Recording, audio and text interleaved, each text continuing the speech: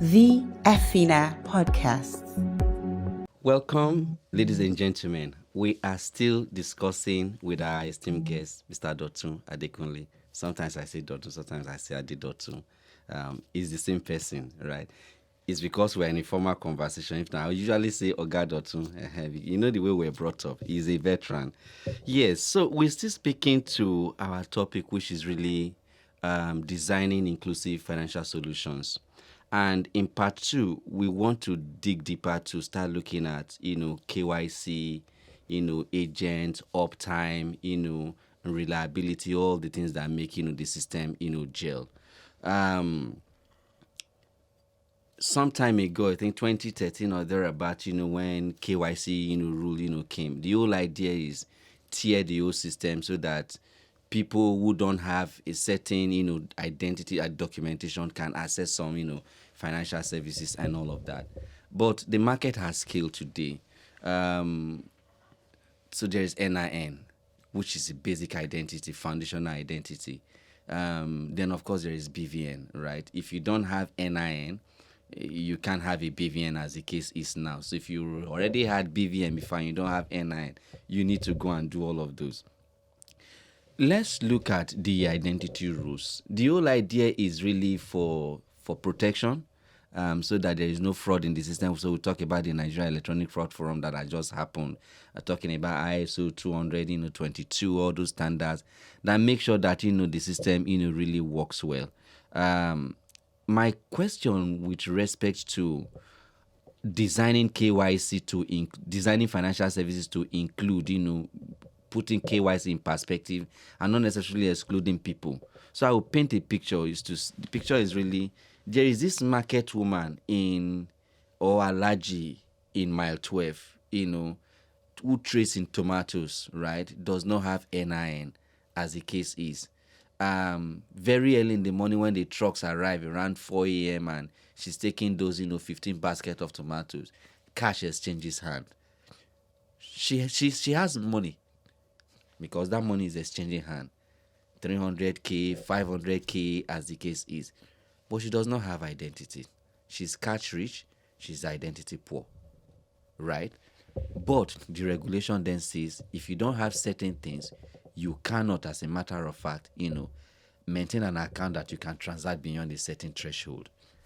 What inclusive KYC and onboarding practices should we as industry start looking at, given the advances that we have had in digital identity, especially for first-time users or people who have irregular, there's some form of ID, but they don't just have the NIN as the cases.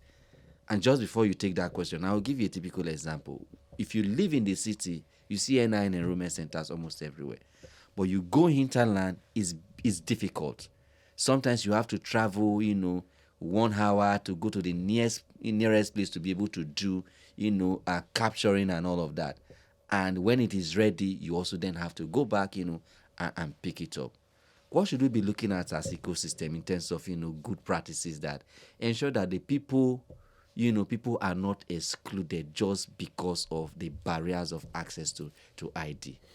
All right, thank you. I think first is to commend Nigeria, Okay.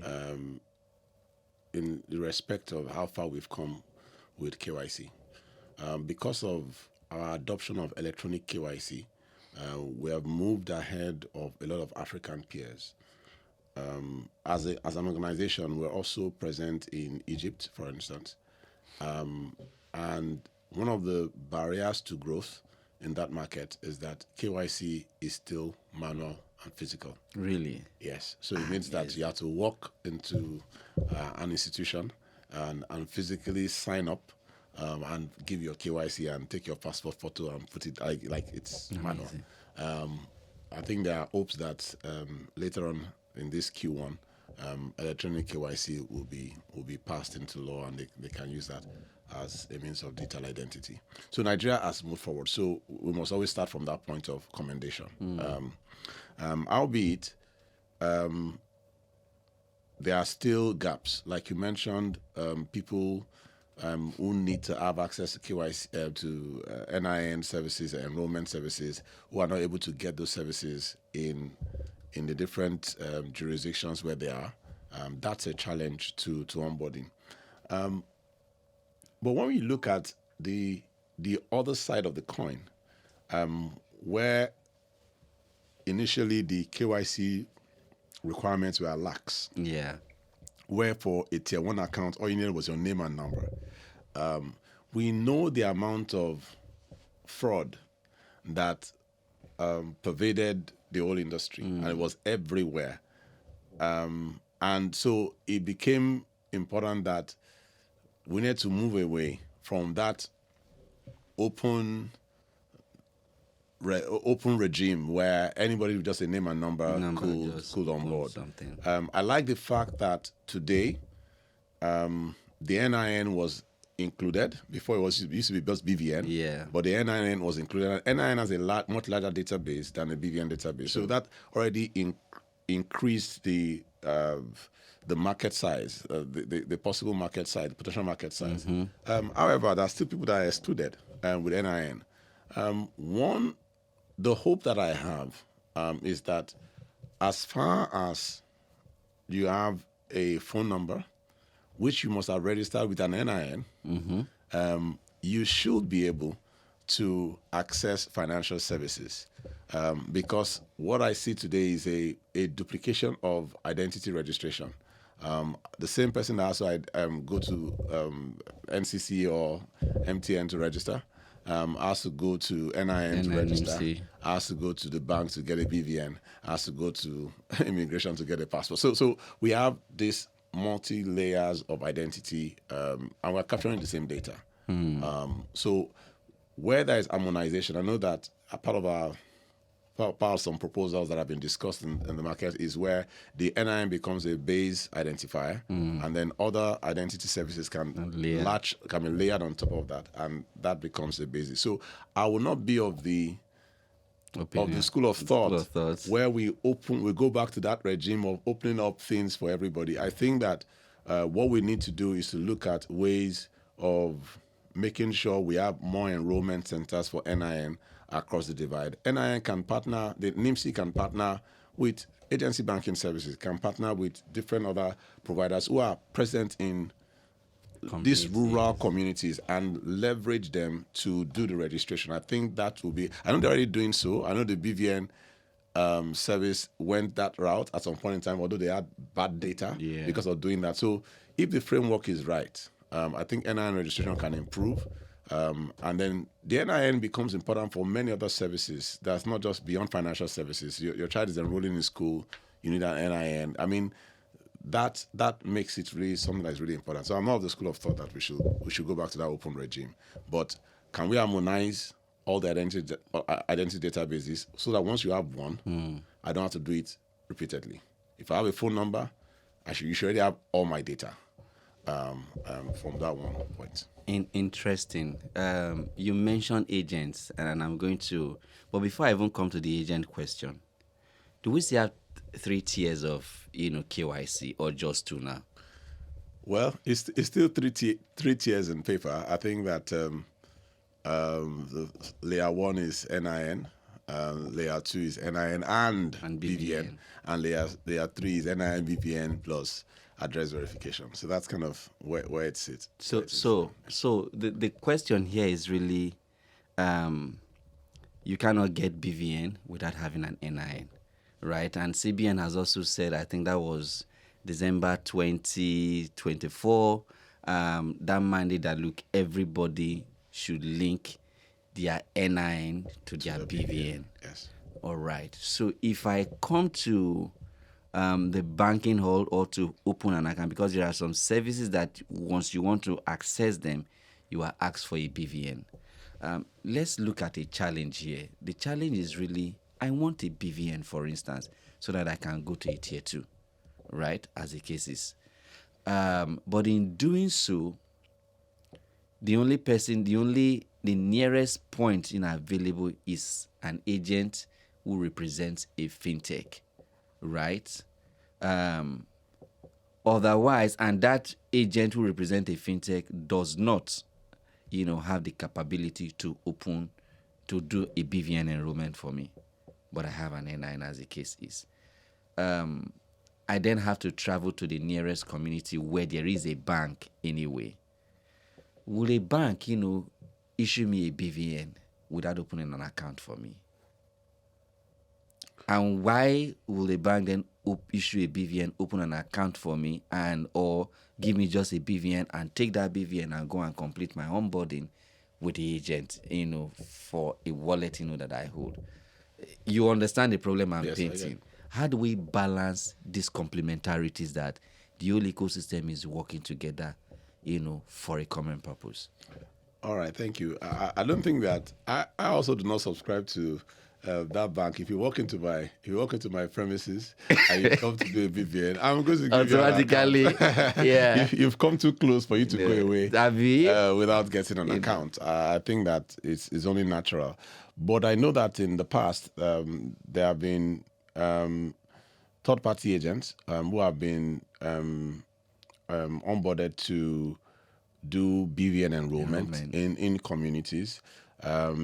I know a number of fintechs as well, and I've leveraged their agents, including OPay, to do BVN enrollment in different communities. So I think that there's been enough partnership with the custodian, that's NIBS or BVN, to enable BVN outside of banking communities, because they felt that this was important. What I do not know is that in the future, when NIN and BVN becomes, if all BVN holders now have an NIN, then for me the utilization of the BVN becomes unimportant anymore, because why do I need it anymore if everybody has an NIN? That becomes a bit identity. I don't really need the BVN. So why the extra layer is the questions that we'll begin to ask. But I can also argue that the agency of government that manages the NIN cannot just pull the NIN and see all my account transaction, at the same time, because they don't have that jurisdiction to start dabbling into financial services, as the case may be. Yes, I agree. Yeah, I fully agree with you. But I'm saying that if I already have all the NIN data, and every bank has an NIN data, the same way I can use your BVN to check all your accounts, I should be able to use your NIN to check all your accounts. Great. Because on the database will be there. You have led me to, we're discussing. Well, at least we never agree. We are discussing inclusive solutions, right? Yes. And that takes me to the next question. If you were, and you just sit in that office for 1 week and make an important innovation come through in this area of access to identity and seamless onboarding, right? What would that, innovation, that policy innovation be? I think there's no technical thing that really needs to be done. It's about the sheer will to say we're going to harmonize identity across Nigeria. If the NIN is the platform of choice, or if it's the BVN is the platform of choice, we unify that and exchange data across all the databases once and for all. I think that there's been lots of will do it, will not do it. There's been lots of, but the sheer will to get it done is something that just needs to be done. And just needs to take a decision to say, this is it going forward, change the ecosystem. What do we need to activate that share will? Agencies of government don't necessarily cooperate. Everybody fights to keep hold of the investment that they've made in building their own identity systems, and everybody wants to maintain that identity system. And if you listen to either party, you will always see the pros and cons of each argument. But if you put Nigeria at the forefront and say it's not about this party or that party, if Nigeria is to win, then there has to be harmonization. If Nigeria is to win. You don't have, in the US, you don't have two social security numbers. It's just one system. And that ties into everything. So why should we have multiple systems in Nigeria? One system, everything should connect to it. And we can check we should be able to check every account you have, every property you have, it should just be one identity that picks everything. I think it's just more efficient. Okay, you talked about agents, so let's go there and wrap up on that front. We talked about account opening that is possible at the agent location, which they are really close to the customers we're trying to reach. And the question will be, because there are conversations that are happening that, look, agents cannot open an account, right? There seems to be some confusion. In reality, is agents cannot really open an account. They do the documentation, pass it on, and they are able to, the financial services we provider will do all they need to do, and the system triggers, the agent and say, oh, your account is ready, but not necessarily the agent opening the account. But there are conversations that, look, going forward, the time span for an agent to begin the enrollment and the account seems to be too short, and there are now processes that are being breached, which now compromise the system. You then start seeing people who are, having fictitious account because the data that is supplied is not really, what do we need to do in the area of agent banking to ensure that that infrastructure, that investment that has been rolled out, continues to deliver, right, the intended impact that will have been framed by the intelligent minds that were behind this agent banking. What do we need to do to ensure that the agents are delivering on their mandate without compromise to data quality, without compromise in terms of loopholes for fraud and all of those things? Thank you. I think that over time, I think Nigeria, we generally start with very good intentions when we're rolling out any new service or innovation. But often we lack the follow through on the execution side to define the controls that will ensure that the what we have implemented then is delivering the quality that it should deliver. When the agent banking framework was rolled out, the intentions were very clear. It was that agents have certain responsibilities that they have to deliver on. And when they pass back all the data that they collect back to the back office at the banks, there are certain responsibilities that those officers at the bank are also supposed to implement. But what we've seen is that as agency banking scaled, we saw that on the execution leg, those controls were not being adhered to the way that they were designed. And naturally, you then have bad data, you have bad agents, you have fraud in the ecosystem, and things that are a repercussion of not adhering to the principles that were laid out. I think we're always very good as Nigerians at coming up with frameworks and policies. Where we have a challenge is at the point of execution and the point of implementation. And that disciplined approach is what we lack when it comes to agency banking. Are agents under pressure to meet numbers, targets? Could that be also? Absolutely. When your reward is tied to your KPIs, your KPIs are tied to your rewards. It's only natural that you're looking for shortcuts. You want to see how much numbers, how many people can you register, how many accounts can you open, how many can you deliver within the shortest period of time. And naturally, that's why controls are necessary. So yes, I want to meet the KPIs, but then I want quality. So the question then is, if we reduce the data fields for agents, and I'll give you an instance. I want to open an account. I have an NIN. Bring your NIN slip. All the agent needs to do is to key in the number, right?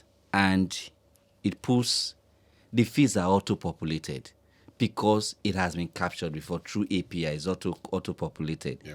And you sign a digital signature, whatever, and that then reduces, like you do fingerprint, and all of that. We already, maybe the fingerprints that will now be captured will just be to match what is in the database. And if there is a mismatch, they tell you there is something wrong. So you then go, but you're reducing the data entry point, the touch points for the agent. And with that, you are now reducing the errors that could then be committed. Is that a solution and what will it take a solution of that, nature to fly? Yeah. So today for digital banks like OPay, that's the approach. Okay. Today, onboarding is digital. Okay. And the starting point is always your NIN or your BVN. And once you populate that data there correctly, that data is pulled from the backend systems. You're only just confirming that this is your number and some consent blah, blah, blah, is sent to you or your OTP. And that just significantly accelerates the process and significantly reduces the errors or minimizes the errors that happen. So if the typical agent banking operatives also follow the same route, then that problem is mostly solved. It should just be very, very little issues. It should not be issues around source of funds, what you do. Those are the issues that will now be areas where the data may be incorrect. Okay. But as far as identity, we know who you are. Okay, let's wrap up with this. And thanks for staying with us this far. Is there a capacity gap among agents? If there is, what do we need to do as an ecosystem to solve that? Putting in perspective, the new guidelines, agent banking operational, that is already active, but the part of exclusivity comes alive and becomes active April 1st, right? What do we need to do? So yes, there are gaps in terms of agent awareness, agent education.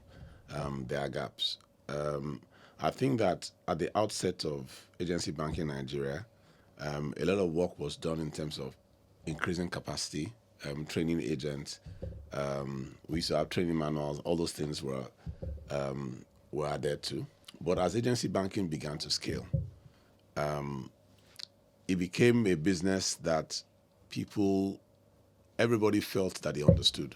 So even where training materials are given or is offered, it's just a tick box effect. It's just like, they just want me to come for training. Nobody's listening because everybody now seems to think that I know what it's about. It's not to hold a POS, a full card, enter this amount. That's what those functional areas, those service areas is what people tend to concentrate on. And they ignore the areas around AML and risk and consumer dispute management and those things, and redress.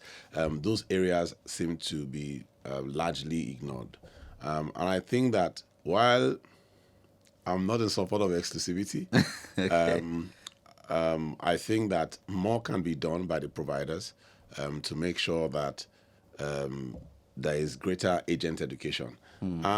I think that for me, if there's also a centralized approach to agency education or agency certification, that could go a long way. So that if there is a central agent database, for instance, that's my approach instead of going this exclusivity route. If there is a central agent database, for instance, every agent has a unique identifier. So it's not OPay just onboarding somebody on the street. OPay or any other party can only onboard someone that's gone through the certification as an agent. He has his identifier. Is that identity that I'm putting onto my system that this is an agent. CBN has trained him, or another party has trained him. Maybe it's SANEF that has trained him.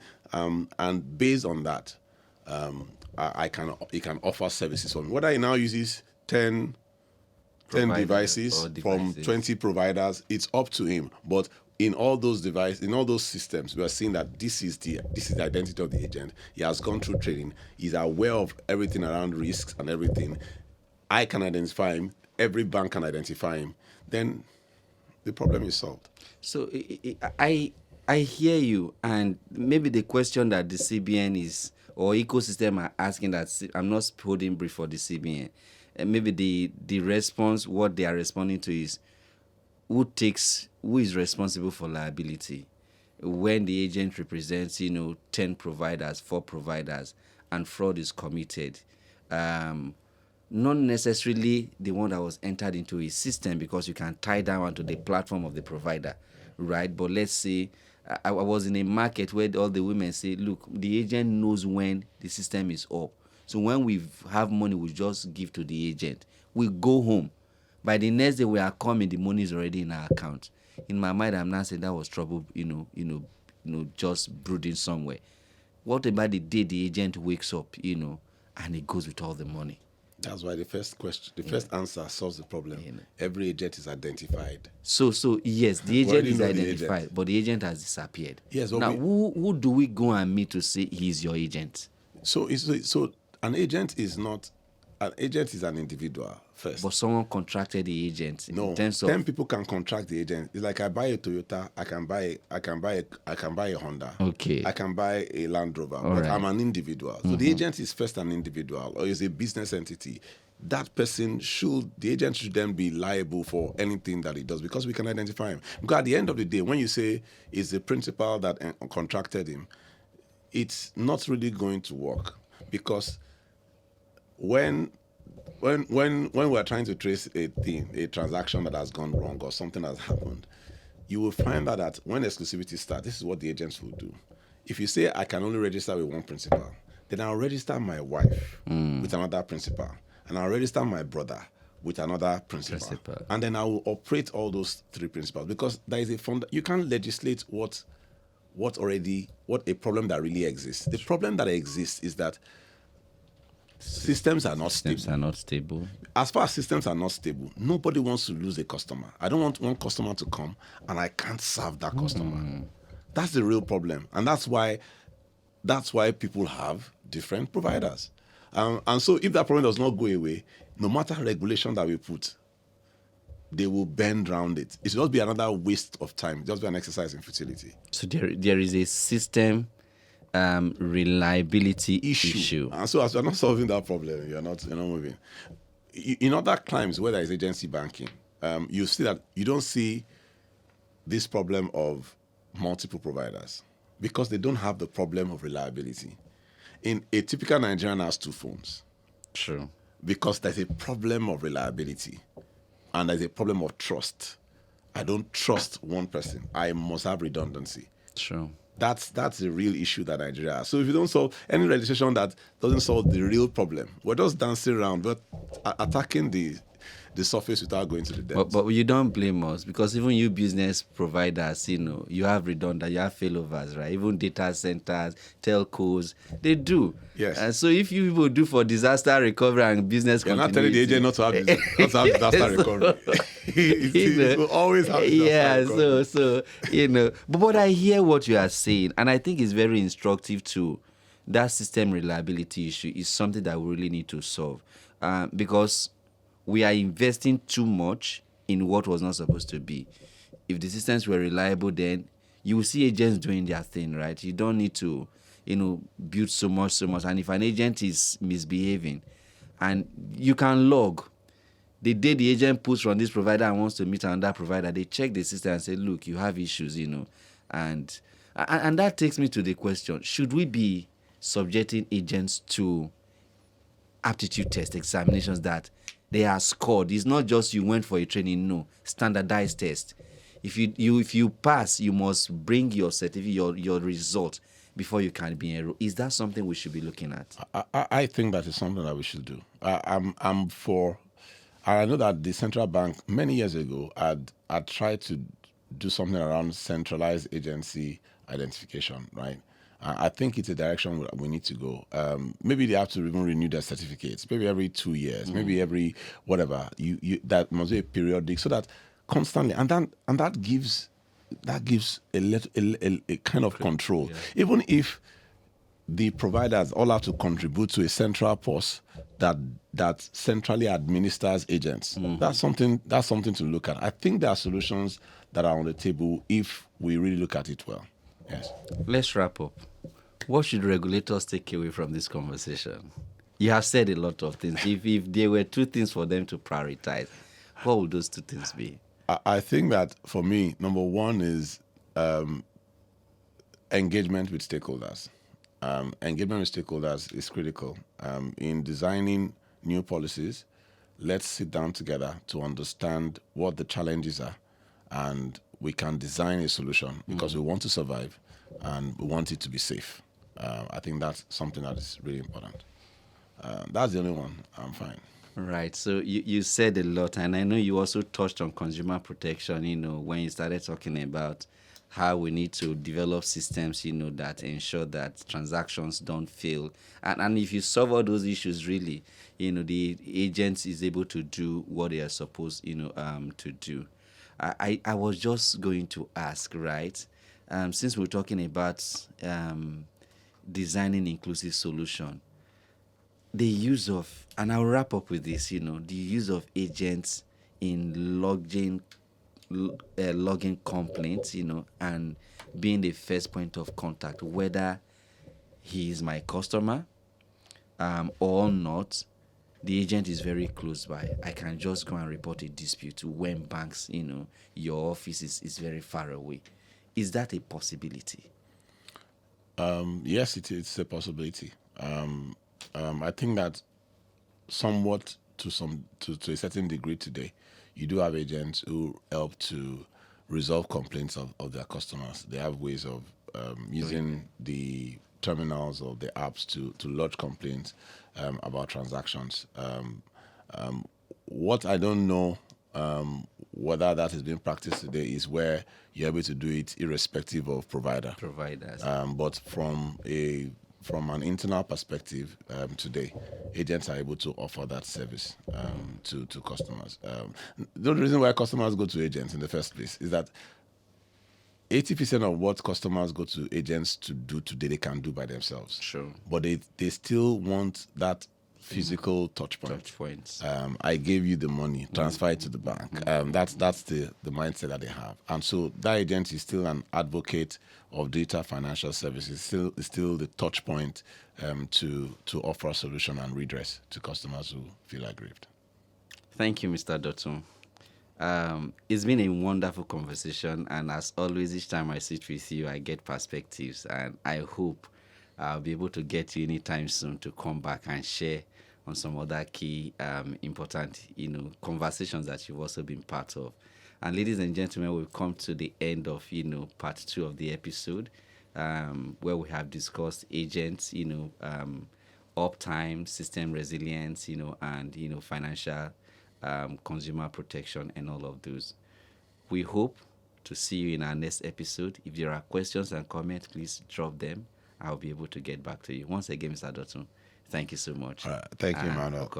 Thank you. Pleasure is mine. All right. Bye for now, everyone. All right. The EFINA Podcast.